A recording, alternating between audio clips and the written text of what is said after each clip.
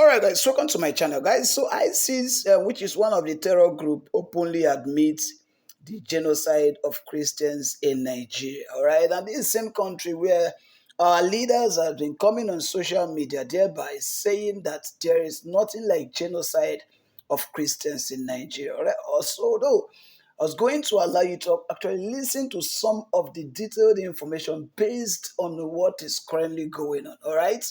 I know very well that there had been some instruction. They said that this instruction was given by the president of Nigeria. As a matter of fact, there were too many stories that has been trending on his social media. How the terrorists actually threaten that if Trump fails to come, that is going to be worse for the Christians around the environs of Nigeria. All right, so that's also a threat on the life of other Christians, and the government has been saying this, but has not taken it to themselves, taking up the responsibility of going ahead to actually stop these individuals from achieving whatever they want to do. As a matter of fact, there had been too many threats on the Christians recently about the threat of Trump, and some also have been saying that there had not been any form of issue in Nigeria that has to do with the genocide of Christians, killing Christians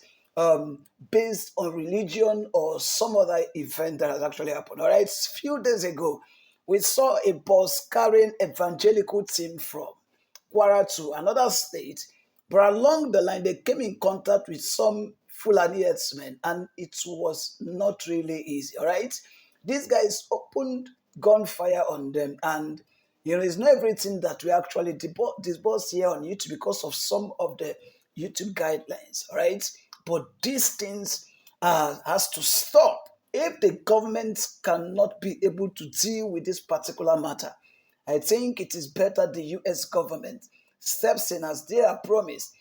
Because looking at the state of things, I don't think Nigerian governments would want to deal with this particular matter. As a matter of fact, we know very well that in this country, even the presidents are actually afraid of taking or giving such an order against the terrorists that have been terrorizing the peace of the citizens of Nigeria.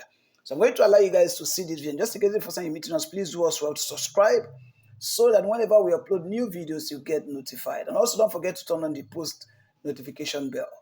Let's see the video.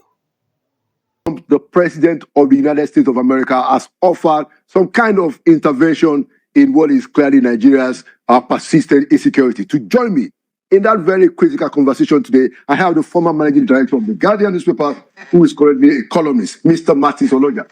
Martin, welcome back to Inside Sources. Thank you. So let's just start. How do you read, the way people are talking about Mr. Trump's intervention? What's your own reading of it, and what do you think ought to be the right perspective? I am worried as a journalist that in this time and age, when the social media has democratized access to information, that people are using the same media to deny reality. And people are exaggerating what the president of the United States has promised to do. He only promised to help us deal with terrorists who have been dealing with Christians in this place. He didn't say in any tweet anywhere that he was coming to invade Nigeria for anything. I don't think so. But the people are now using the media to say, oh, he's interested in our oil. It's an economic issue. Why did he want to do it? They did this one in Libya. They did this in Iraq. They did this in... Why is he interested? And he has failed. And they are using the same media to get even some people who have become crisis merchants in Nigeria to be using misinformation and disinformation. And they are making us to believe that we do not like the president, that they are targeting the president. No, this problem began long before even 2009 when Boko Haram manifested itself. True. It began before that. But since that way, it has become an international dimension. So many things have happened that people are now denying. And people denying that, there was no Christian, there has been no genocide on Christians. If we want to begin primarily, my brother, where is Leah Sharibu since 2018? of 113 captives. Like that. She was singled out because she denied her faith. Yeah, they refused to release. She refused to, they wanted her to deny her faith. They refused to release her till date. You attended so many media security meetings, even under Buhari, where I asked this question more than 5 times. Where is there? They have been promising. They left her because she's a Christian. We heard that she was given birth. Her father is still in the police force. Wow. It was this same Reno Omokri who found out when there was a Reno Omokri. He was the one who found out about the identity of her father. That is actually from Adamawa State, a Christian from Adamawa State, serving in Yobe State. And the mother was there, who had been, the President Buhari promised everybody that she will be released. It's still not released. Nobody knows her whereabouts. What happened to Deborah in Sokoto College of Education, who thanked God online for enabling her to finish her exam as any Christian would have done? They stoned her to death in this same country. And even lawyers were trooped out to say we will break out from MBA if we will not allow us to defend the people who stoned her to death. No one is in detention. Nobody has been prosecuted. What happened? So many things have happened like that. Why are there so many people? Would we want to deny that we do not have IDP camps? There are so many of them in this Abuja. So many of them in the places, 2 states that they have targeted, Benue and Plateau, Christian dominated. You know the place of Jos as the capital of Plateau State, even in Christendom here. You know that Benue State too is Christian dominated. Why do terrorists target Christians in that place? Why do they allow, what happened to all those people in IDP camps who occupied their natural habitat, the place God the Almighty gave them to live? Why can't they return? Who are the people occupying those places? So this thing is so complex, but as a journalist, we are not allowed to do contextual reporting of all these things, to bring out facts of those people, the villages they have destroyed, people they have killed. There are videos of pregnant women they have killed. They shattered the pregnancy and all those things. They say nothing happened here. So these are issues. I think it's not about President Bola Ahmed Tinubu. He inherited all this problem. He began in earnest in 2009 when Boko Haram story became international. But since that time, a lot of things have happened. Then our armed forces, we know their capacity. But you look at the budget of this 6.5 trillion, even in this year's budget, suddenly the defense budget takes the lion's share of our budget at a time. Over 12%. Yes, over 12%. That we need this one for critical infrastructure. Then somebody somewhere, president of the United States of Republican Party, and you know their principles. They are conservative people. They were the people who influenced even the writing of their constitution, and the constitution they put in God we trust. So they don't deny it. That is what they defend wherever Christians are traumatized and molested anywhere in the world. And he has said this one, no, this one we have had. You know, you recall that even in 2018, or thereabouts, even it was President Buhari himself who revealed in a private meeting he had with President in his first term. That was the first time, yes. First time. That we heard that they are slaughtering Christians in your country. He said, no, sir. It was President Buhari himself who revealed it. It didn't start yesterday. Why are they denying this thing and saying that we should not take out terrorists in this place, that we should negotiate with them? Where in the world will you bring terrorists you say you are looking for to be negotiating with them, to hold meeting, and they're gone? Who approved the guns they carried to meeting in Kasina for them? This is our country. It's not about President Bola Ahmed Tinubu. He has tried all that he can do to end this thing. We have seen revelation where people were talking about how President, the then President, Goodluck Jonathan brought in machinery, and he was trying to finish the job. Yeah. And they stopped him because they didn't want crisis merchants in this country and people who do not love this country are denying reality. Okay, so Mr. Oloja, we also have inside information, although we won't mention names, that there are people in the Nigerian military who want to finish the terrorists, and that they were restrained by political appointees in this government. It's been reported, for instance, that there was a time they almost got Bello Turji within their range, but they were altered, and several other instances like that. What that tells me is that it's either there is no courage or sufficient courage inside government, or there is collusion. How can the president solve that situation? Because we can't have two sets of standards. So we are saying in the media, we are saying through this medium that Mr. President should summon up courage. Yeah. Should have the political will to discern this fact that there are some people who do not want these crises to end. I call them what others have called them crisis merchants. I do not believe that we do not have capacity in the military to crush this. We have had this thing you are saying, that a particular security chief insisted that these people must be crushed, and that there is another superior person who is trying to protect a territory and a race. Yeah. Because the person will not like this thing to end, and then Mr. President, who is a politician who also will face re-election, to buy into it, and they have removed a particular security chief that we have had. This is Nigeria. This is about our country. Yeah. Because that person is insisting that these people must be crushed. And now another person is saying, no, let us negotiate with them. They listen to Sheikh Gumi, who is saying that we should be negotiating with them, who is always sitting down with them. This is the same Sheikh Gumi who went to Saudi Arabia. And they said that the man is a security threat. And then they didn't allow him to come and do his pilgrimage. They sent him back home. They sent him back home.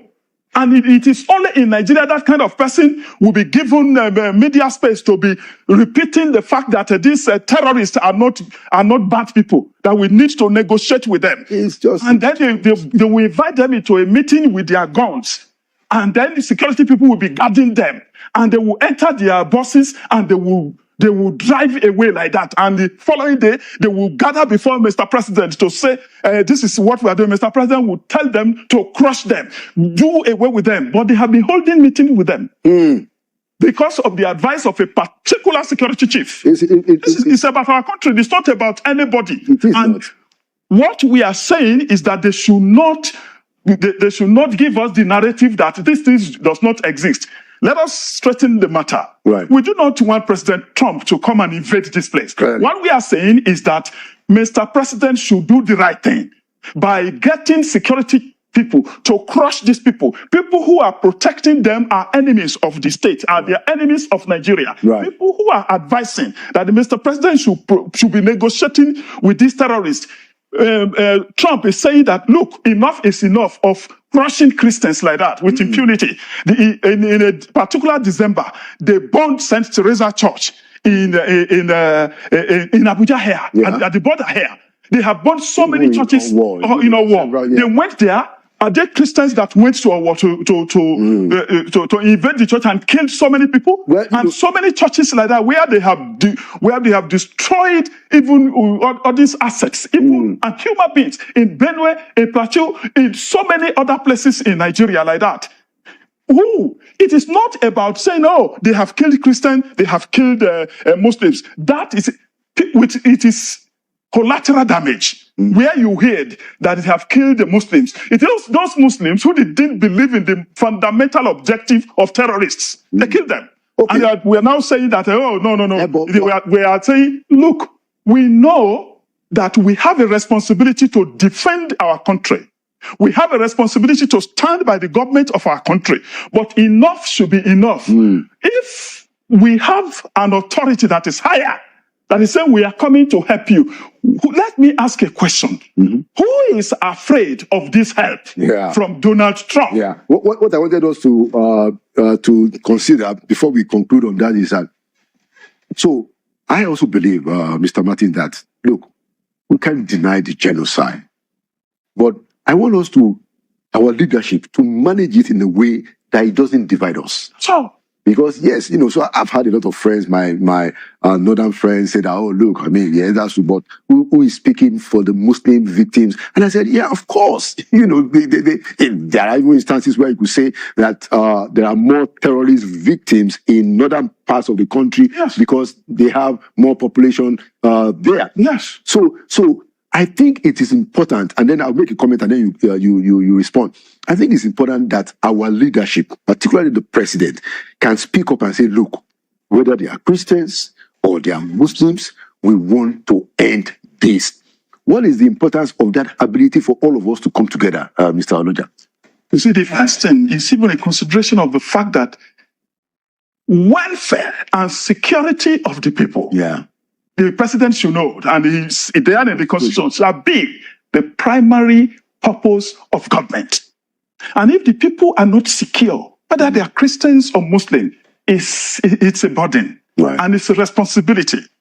And the president must fulfill that responsibility to ensure that everybody, it's not about Christian, it is not about Muslim. Everybody is secure in this country. Let me tell you about the implication of division if it is not properly managed. If the way they are putting the narrative in Western press, they say Christian South, Muslim not. It's not correct. It's not accurate. It's not accurate.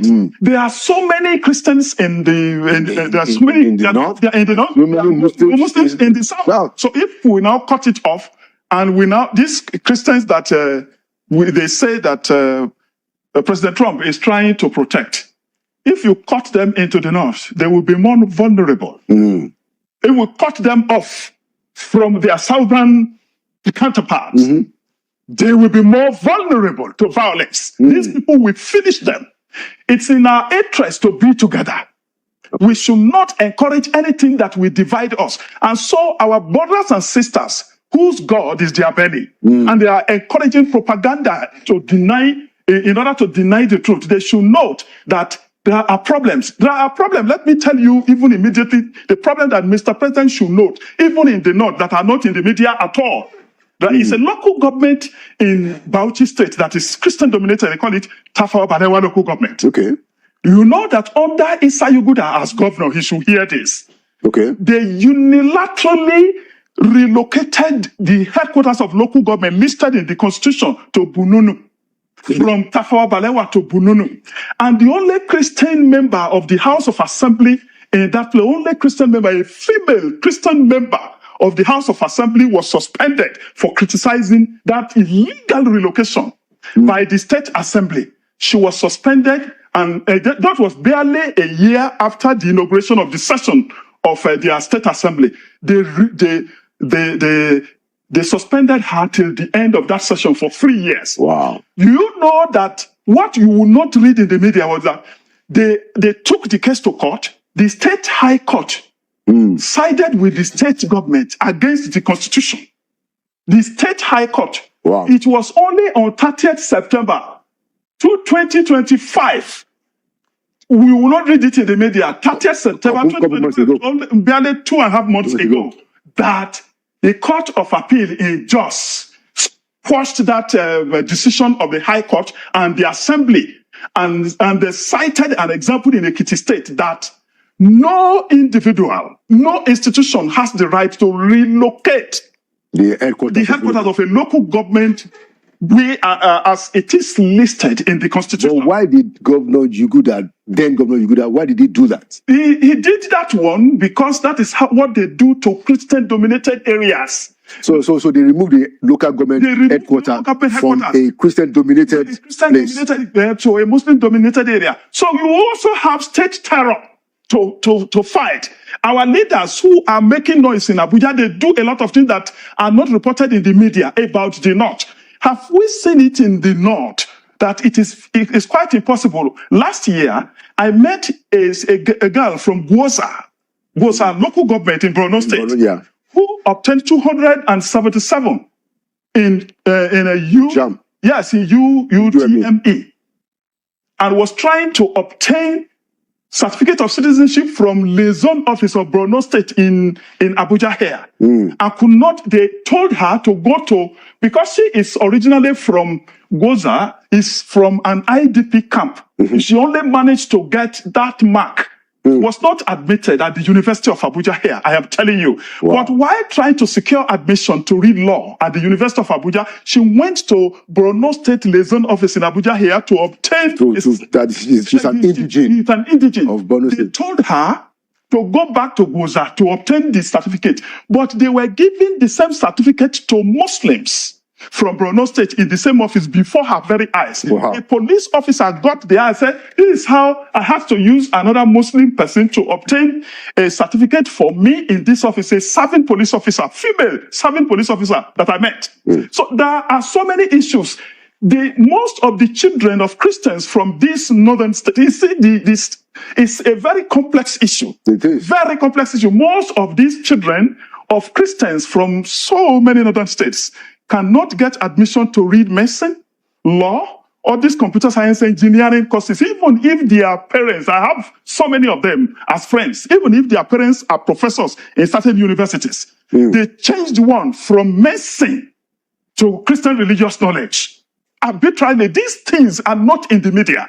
We deny this reality in the media about what Christians in the North have been suffering. Okay, thank you so much. It's a very good place to stop. We hope that we can sort out these differences. And if there are people who want to say that, look, there's another side to this story, we are hoping to also balancing it out. But this, Mr. Oloja has pointed out to quite a lot of issues that are under the surface, that is also brewing this divisive rhetoric. But like I think we can both agree that our leadership has to make sure that there is unity. And that the unity, no division. I reiterate it.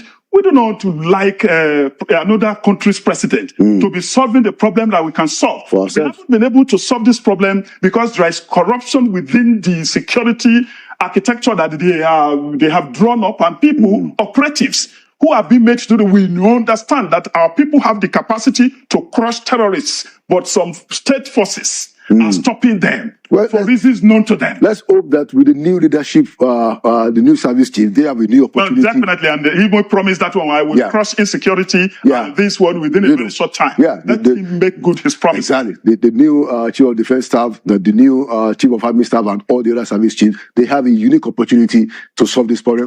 I believe, I agree with you, that Mr. Trump's intervention is actually a fillip. Something that can help us solve this problem. To solve this problem, and it should not just we should not just be insulting him that he's not. Say, I want to help you. Let's get this help and move on to direct defense vote to building critical infrastructure in our country. Right. Thank you so much. So let me start with you, Peter. Trump's statement has split opinions. There are those who say that he had no right to tell us how to rule our country, and there are those who are like, maybe we need somebody to come and tell us what we need to do. So there's a split. But what's your view? What does his comment reveal about our national security at large? Thank you very much for having me. I think I stand with the Nigerian people. I stand with the victims of this senseless killing and of innocent Nigerians, and whatever pressure that will be needed to put on our government to do what they ought to do should be done. I think the events of the last few days have been a monumental tragedy. It's a disgrace on every level that it took the intervention of a foreign government to put pressure on the Nigerian government to take seriously what the Constitution describes as the primary responsibility of government, which is the protection of life and property of the citizen. And nobody should question the intervention of the United States. The current president, when they were in opposition, they went in 2014 to the United States of America on the same killing of Nigerians, demanding or requesting for intervention. And so when a man's house is on fire, whoever that helps to put it out, that is the interest of the person. So as it is today, the question is, the US president said the Nigerian government should move fast So the pressure should be on the Nigerian government to move fast, because I mean, if it went other climes, there should be some resignations at this point. Because when you have a series of events where citizens are being killed and there is no action from the leadership, or rather actions that seem to suggest that leaders are rather complicit in protecting criminals or giving them, a soft landing as against protecting innocent citizens, I think it is a monumental tragedy. And whatever that needs to be done, I mean, we are able to take grants and loans and whatever from the United States of America, so we should be able to take their warning and move fast. So President Bola Ahmed Tinubu, wherever you are, you should move fast to end these killings.